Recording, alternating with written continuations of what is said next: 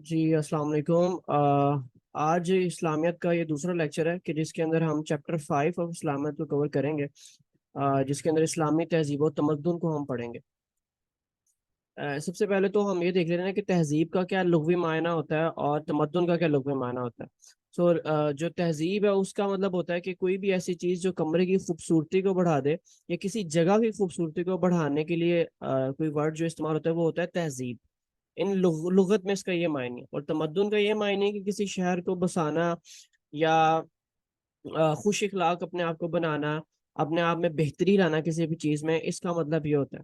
تو جب بھی آپ اسلامیت کا کوشچن سٹارٹ کریں گے اس اسلامی تہذیب و تمدن کے اوپر ڈفرنٹ طرح سے ڈفرنٹ چیزوں پہ سوال آ سکتا ہے۔ کبھی یہ بھی آ سکتا ہے کہ اسلامی تہذیب و تمدن جو ہے ابھی لوگوں کی غفلت کا شکار ہے۔ کبھی یہ آ سکتا ہے کہ ہم لوگ پہلے جو اسلامی تہذیب و تمدن تھی وہ بہت اچھی ہوا کرتی تھی، اس پہ کچھ کامنٹ کریں، یا کیسے وہ دوسری تہذیب و تمدن سے اچھی ہے اس پہ کامنٹ کریں، یا اسلامی تہذیب و تمدن کیسے دوسروں سے مختلف ہے اس پہ کامنٹ کریں۔ تو ڈفرنٹ طریقوں سے سوال آ سکتا ہے۔ میں آپ کو کیا کروں گا کہ میں آپ کو مٹیریل پرووائڈ کروں گا، اور جب کوئی کوشچن آئے گا تو آپ نے اس کے مطابق اس کو خود سے مولڈ کر کے لکھنا ہے۔ اچھا، لغت میں سب سے پہلے جب بھی کوشچن آئے گا یہ تو مست چیزیں ہیں جو آپ نے لکھنی ہے کہ لغت میں تہذیب کا معنی کیا ہے، لغت میں تمدن کا معنی کیا ہے۔ تہذیب کا معنی ہے کہ کسی کمرے کی خوبصورتی کو بڑھانا، اور تمدن کا معنی ہے کہ کوئی شہر بسانا یا خوش اخلاق بنانا۔ پھر آ جاتا ہے کہ بات کر لیتے ہیں تہذیب و تمدن کے مفہوم کے اوپر۔ تو جو تہذیب و تمدن ہوتا ہے ایکچولی کسی بھی قوم کا، وہ اس کے بنیادی نظریات ہوتے ہیں کہ جس کی بیس کے اوپر وہ پوری اس کی قوم جو ہے وہ چل رہی ہوتی ہے، اور اسی بنیادی نظریات پہ ہر شخص جو ہے اس قوم کا اس پہ عمل کر رہا ہوتا ہے۔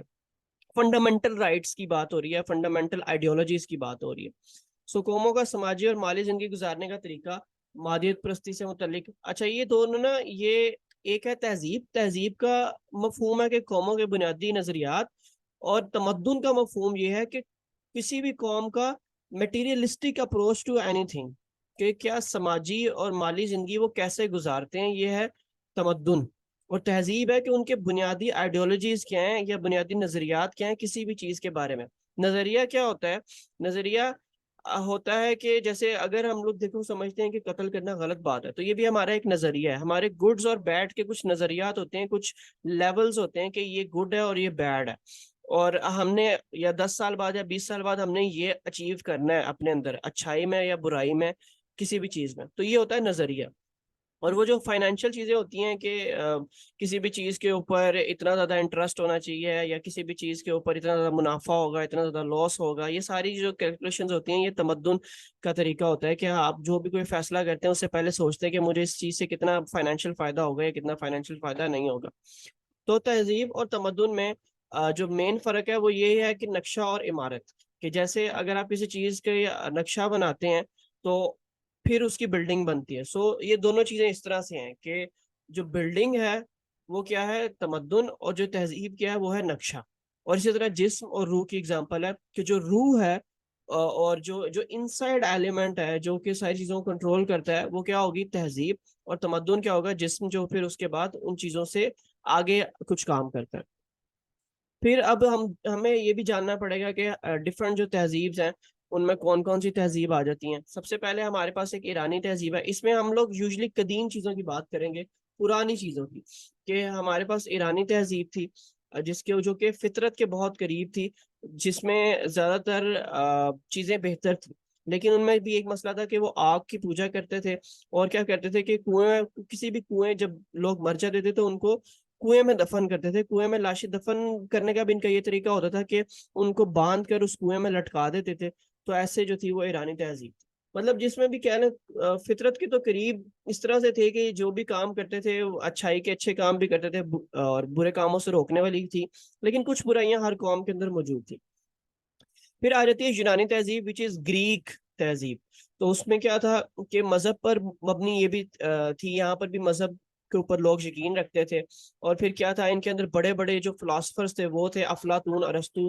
افلاطون جو تھا، پلاٹو اور ارسطوٹل کی بات ہو رہی ہے، تو یہ بھی جو تھے وہ بڑے بڑے جو فلاسفرز وہ سارے گریک فلاسفر جو ہے ہمیشہ سے بڑے مشہور ہیں پولیٹیکل سائنس میں. جب آپ نے بھی پولیٹیکل سائنس کا سبجیکٹ آپٹ کرنا ہے تو آپ دیکھیں گے اس میں جتنے بڑے بڑے فلاسفرز ہیں وہ سارے گریک فلاسفرز ہیں. تو ان کے پاس بہت بڑے فلاسفرز تھے. اور لیکن مسئلہ پھر یہ تھا کہ وہ بہت سے خداؤں کو مانتے تھے اور ان کی عبادت کرتے تھے. اور کئی کچھ لوگ بیچ میں خداؤں کو نہیں بھی مانتے تھے, جو بہت زیادہ سائنٹیفکلی پڑھ جاتے تھے تو وہ خداؤں کو نہیں بھی مانتے تھے. اور کئی لوگ خداؤں کو مانتے تھے تو بہت زیادہ خداؤں کو مانتے تھے, ایک خدا پہ کوئی یقین نہیں رکھتا تھا. پھر آ جاتا ہے مصر. آپ کو پتا ہے حضرت موسیٰ بھی جو تھے وہ مصری قوم سے تھے. تو کیا تھا جی, یہاں پر بھی وہ بادشاہ کو خدا مانتے تھے. حضرت موسیٰ کی قوم میں بھی یہی تھا کہ وہ کنگ جو تھا ادھر کا فرعون, وہ کہتا تھا کہ مجھے خدا کہو.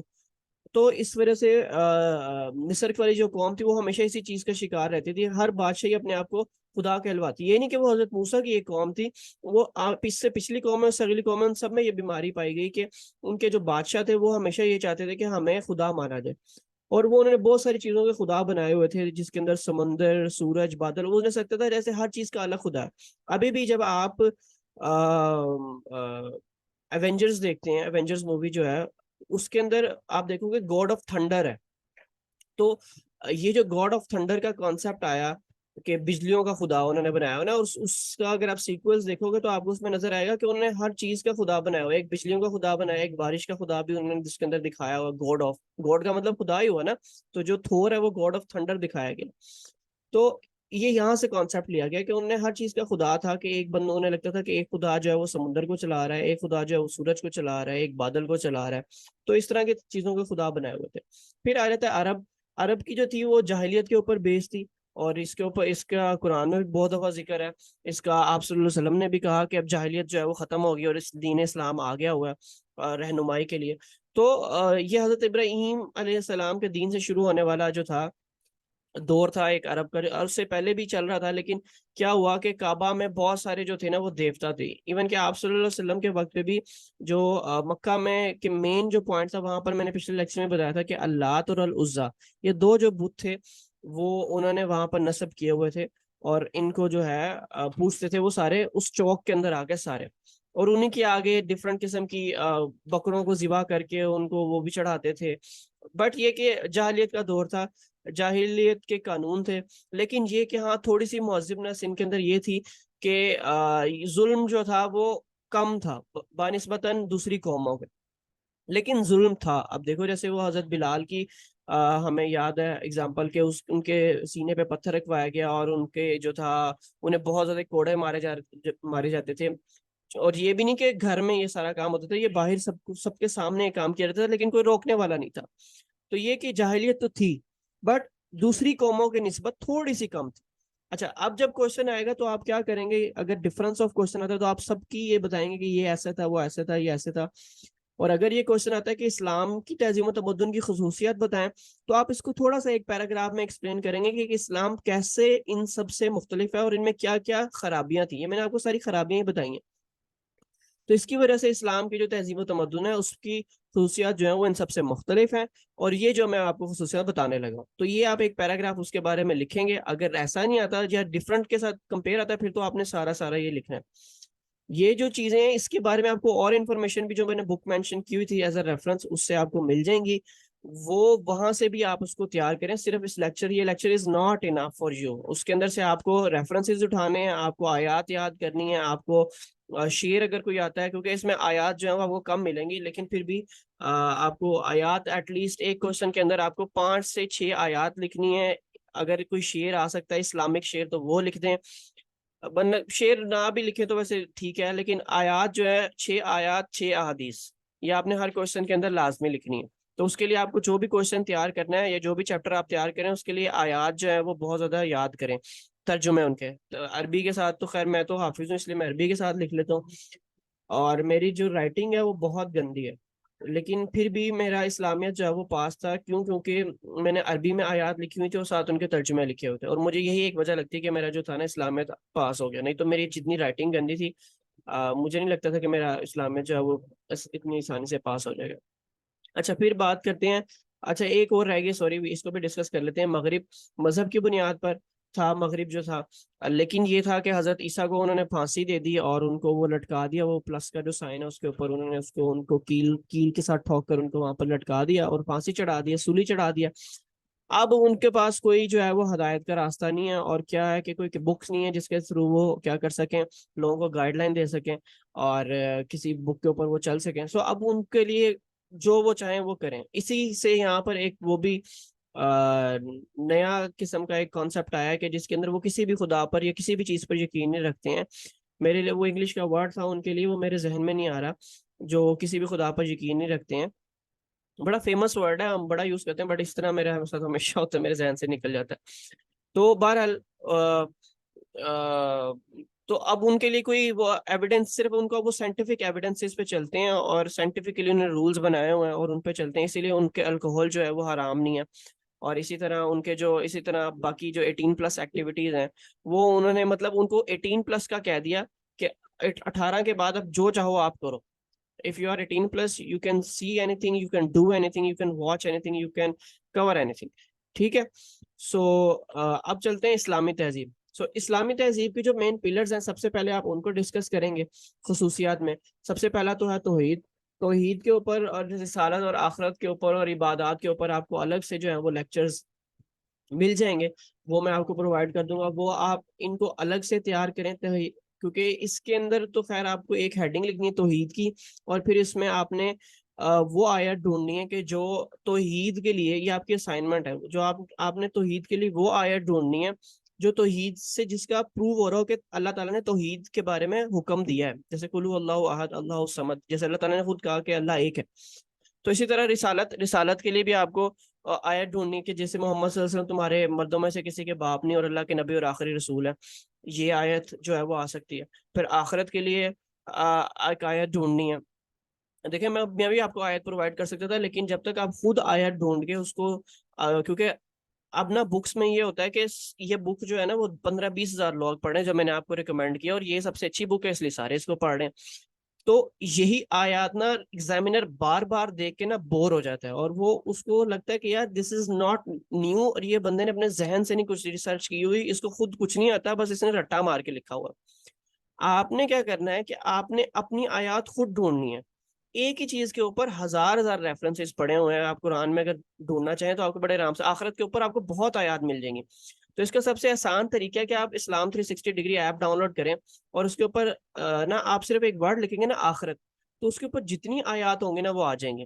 پھر آپ لکھیں گے نا ورڈ نماز، تو اس کے اوپر جتنی آیات ہوں گی وہ آ جائیں گی. تو اسی طرح آپ کر کے اپنی مرضی کی نیو آیات جو ہے وہ لکھیں، نہ کہ وہ جو آپ کو بک میں لکھی ہیں وہ آیات آپ لکھیں. پھر کیا، اور ہر بندے کو اپنے نوٹس بنانے چاہیے، کسی کو بھی کسی بھی بک سے جو ہے وہ آیت دیکھ کے نہیں لکھنی چاہیے. میں تو اسی کو ہمیشہ ریکمینڈ کرتا ہوں. تو اس لیے آپ اپنے نوٹس خود بنائیں گے. پھر آ جاتی ہے ہمارے دین میں جو ہے وہ سادگی ہے. obviously آپ صلی اللہ علیہ وسلم کی زندگی جو ہے وہ کتنی زیادہ سادگی تھی اور فکر کے ساتھ انہوں نے گزاری. اس میں آپ ہر اس کے اندر نا، کیونکہ اسلامی تہذیب لے کر کون آیا؟ حضرت محمد صلی اللہ علیہ وآلہ وسلم لے کر ہے. تو اس میں پھر آپ ہر میں ڈسکس یہی کریں گے کہ آپ صلی اللہ علیہ وسلم کی زندگی کیسی تھی اور اللہ تعالیٰ کیا حکم تھا. ہر ہیڈنگ کے اندر یہ دو باتیں ڈسکس کرنی ہیں. اور پھر کوئی اگر واقعہ ایسا ہوا کہ جس سے ہمیں نظر آتا ہے کہ یہ اسلامی تہذیب تو وہ تو لازمی لکھنا. سادگی پہ اگر آپ کو کوئی واقعہ نظر آتا ہے تو وہ آپ لازمی لکھیں. لیکن ویسے ہی اتنی ساری چیزیں ہیں کہ سادگی، آپ صلی اللہ علیہ وسلم فکر جو اختیار کرتے تھے. کتنی دفعہ ایسا ہوا کہ آپ صلی اللہ علیہ وسلم اپنے پیٹ پر پتھر باندھ کے جو ہے وہ پھر رہے ہوتے تھے بھوک کی وجہ سے، کیونکہ ان کے پاس کھانا نہیں ہوتا تھا. تو مطلب کتنی سادگی کی زندگی. اور کفار مکہ نے کتنے زیادہ آپ صلی اللہ علیہ وسلم کو پیشکش کی کہ اگر آپ کو مکے کی کوئی دولت چاہیے تو ہم آپ کو دولت دیتے ہیں، عورتیں چاہیے تو ہم آپ کو عورتیں دیتے ہیں. انہیں ساری وہ چیزیں جو ایک بندے کو آفر کی جا سکتی تھیں انہیں کی، لیکن آپ صلی اللہ علیہ وسلم نے انہیں کبھی بھی ایکسیپٹ نہیں کی. تو وہ سادگی کا انہوں نے ہمیشہ وہ دیا. اور اس کے اوپر آیت بھی ہے کہ آپ صلی اللہ علیہ وسلم کے اخلاق سب سے بلند ترین اخلاق ہے. پھر اس کے بعد آ جاتا ہے اخوت اور بھائی چارہ. بھائی چارہ مطلب کہ دو لوگوں کے کو بھائی بنا دینا، اور پھر ان کو اس طرح کا وہ آپس میں بھائی چارہ ہونا کہ وہ اثار کا جذبہ بہت زیادہ ہو. اثار کیا ہوتا ہے کہ دوسرے کے لیے سیکریفائس کرنا. اور اس کے اوپر آیت بھی ہے تم میں سے وہ شخص مسلم تم میں سے بہتر. یہ آیت تھی، حدیث تھی جس کے اندر آپ صلی اللہ علیہ وسلم نے کہا تھا کہ تم میں سے کوئی شخص سب سے بہتر مسلمان نہیں ہو سکتا. یہ مجھے پہلا والا پارٹ مجھے یاد نہیں آ رہا صحیح سے، لیکن یہ تھا کہ جو اپنے مسلمان بھائی کے لیے وہی پسند نہ کرے جو اپنے لیے پسند کرتا ہے. اب یہ مجھے فرسٹ والا پارٹ کنفرم نہیں ہے، یہ دیکھ لیجیے گا کہ تم میں سے بہتر مسلمان وہ ہے یا تم میں سے مسلم مومن وہ ہے، یہ والا مجھے پارٹ کنفرم نہیں ہے، لیکن یہ آخری والا پارٹ کنفرم ہے کہ آپ صلی اللہ علیہ وسلم نے کہا تھا کہ بیسٹ مسلمان، ویسے اگر مفہوم بات کیا جائے تو یہ کہ بیسٹ مسلمان وہ ہے کہ جو اپنے بھائی کے لیے، مسلمان بھائی کے لیے وہی چیز پسند کرے جو اپنے لیے پسند کرتا ہے. تو یہ بھی ایک ایثار کا جذبہ جو ہے آپ صلی اللہ علیہ وسلم نے ڈالا لوگوں کے اندر. پھر عفو و درگزر، فارگیونس، اگر تم شکر ادا کرو گے تو تمہیں اور دیا جائے گا، اور اگر تم معاف نہیں کر سکتے تو تمہیں بھی معاف نہیں کیا جائے گا. اس طرح کی بہت ساری آیات، اس طرح کی بہت ساری احادیث آپ کو جو ہے وہ مل جائیں گی کہ جس کے اندر جس کو آپ لکھ سکتے ہیں. بس یہ کہ آپ کو خود سرچ آؤٹ کرنا پڑے گا، اور جب آپ خود سرچ آؤٹ کرتے ہیں تو آپ کو یاد بھی بہت جلدی ہو جاتی ہیں چیزیں. جب وہ لکھی لکھائی چیز جو ملتی ہے نا، اس کو یاد کرنا بھی مشکل ہو جاتا ہے. پھر آ جاتا ہے انصاف و عدل کا نظام آپ صلی اللہ علیہ وسلم نے قائم کیا. اس کے اندر آپ صلح حدیبیہ کو لکھ سکتے ہیں. اس کے اندر آپ وہ لکھ سکتے ہیں جو مدینہ میں جانے کے بعد آپ صلی اللہ علیہ وسلم نے یہودیوں کے ساتھ صلح کی، اور اس کے بعد صلح نہیں کہہ لیں، وہ جو معاہدہ سائن ہوا، اور اس معاہدے سے کیا ہوا کہ میثاق مدینہ والا جو معاہدہ تھا، وہ اس میں کیا ہوا کہ آپ صلی اللہ علیہ وسلم نے عدل کا ایک نظام قائم کیا کہ جس کے اندر یہودی، مسلمان، سارے جو فرقے تھے، جو سارے یہ جو فرقے، نا فرقہ کا ورڈ کسی بھی چیز کے لیے استعمال ہوا جا سکتا ہے، کہ جو اگر ڈفرنٹ میں مذہب کی بات کر رہا ہوں تو ان کو بھی میں فرقہ کہہ سکتا ہوں کہ ڈفرنٹ مذاہب کے مذہبی فرقے.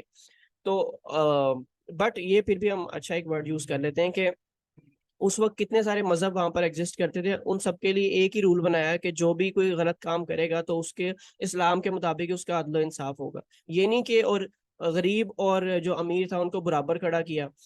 تو ہر جو بھی، اگر کوئی اس ٹائم غلامی بہت زیادہ تھی، اگر کوئی غلام بھی دین یا اس دین میں آ جاتا تھا تو کیا کرتے تھے کہ اس کو بھی اتنی ہی عزت ملتی تھی جتنی ایک بہت بڑے شخص جو دین کو اختیار کرتا تھا اس کو سیم عزت ملتی تھی. اور کبھی بھی یہ فرق نہیں کیا جاتا تھا کہ جو امیر ہے ان کو سزا جو ہے وہ، اس میں حضرت فاطمہ وہ والی اگزامپل ہے کہ اگر میری بیٹی فاطمہ بھی اس جگہ پہ ہوتی تو میں اس کے بھی ہاتھ کاٹتا تھا. تو وہ جب ایک دفعہ اس طرح ہوا تھا کہ ایک عورت آئی تھی فاطمہ نامی کے، جس نے نا چوری کی تھی، اور اس کے لیے ایک صحابی جو تھے ان کو بھیجا گیا کہ پلیز اس کو ذرا معاف کروا لیں. آپ صلی اللہ علیہ وسلم کے پاس بھیجا گیا تو آپ صلی اللہ علیہ وسلم نے کہا کہ تم میں سے پچھلی قوم ہے اس وجہ سے برباد ہو گئی کہ وہ اپنے جو امیر لوگ ہوتے تھے ان کو چھوڑ دیتی تھی، اور غریبوں کو جو ہے وہ ان کے جرم پہ پکڑ لیتی تھی. یہ مفہوم بتا رہا ہوں میں آپ کو. اور اگر اس کی جگہ میری بیٹی فاطمہ بھی ہوتی ہے اپنی بیٹی، تو میں تب بھی یہی کرتا جو اس کے لیے جو میں نے جو اس فاطمہ کے لیے حکم دیا، میں اپنی بیٹی فاطمہ کے لیے بھی یہی کرتا. یہ سارا مفہوم میں آپ کو بتا رہا ہوں. پھر کیا ہوا کہ انسان کو انسانی وقار جو ہے وہ اوبویسلی اسلام کے آنے کے بعد انسان کو ایک وہ ملی، وقار ملا، کہ جس کے اندر غلاموں کو وہ ملا، ایک زیادہ عزت ملی. جس طرح حضرت بلال کا واقعہ کوٹ کر سکتے ہیں کہ بعد میں ان کو بہت عزت ملی. آپ صلی اللہ علیہ وسلم نے وہ شخص جس کو زمین پہ، گرم زمین پہ لٹا کر اس کے سینے پہ پتھر رکھا جاتا تھا، اس کو اتنی عزت ملی کہ اس نے کعبے پہ چڑھ کر جو ہے وہ اذانیں دی. پھر اس کے بعد آپ اس کے اندر انسانی وقار کے اندر اگزامپل یہ لکھ سکتے ہیں کہ عورتوں کو بہت سارا وقار ملا، بہت زیادہ عزت ملی. کیونکہ عورتیں جو تھیں پہلے ان کو زندہ درگور کیا جاتا تھا، لیکن آپ صلی اللہ علیہ وسلم نے آ کے عورتوں کو بہت زیادہ عزت دی. اور آپ صلی اللہ علیہ وسلم، یہ بھی حدیث ہے کہ جس کے اندر آپ صلی اللہ علیہ وسلم نے فرمایا کہ اگر ایک باپ ہے، اس کے پاس دو بیٹیاں، اور اگر وہ ان دو بیٹیوں کی اچھی جو ہے وہ تربیت کر لیتا ہے تو وہ میرے ساتھ جنت میں ایسے ہوگا. آپ صلی اللہ علیہ وسلم نے انگلیوں کے دو نشان کر کے بتایا کہ وہ ایسے ہوگا میرے ساتھ. تو مطلب ایک عزت دی، اور دوسرا ان کو عزت کرنے کے لیے کہا، اور بیٹے کو رحمت قرار دیا. سو بہت ساری اگزامپلس آپ اس کے اندر لکھ سکتے ہیں کہ یہ اسلام کا یہ اسلامی خصوصیات ہے، تہذیب ہے اسلام کی تہذیب، کہ عورت کو بہت عزت دیتے ہیں.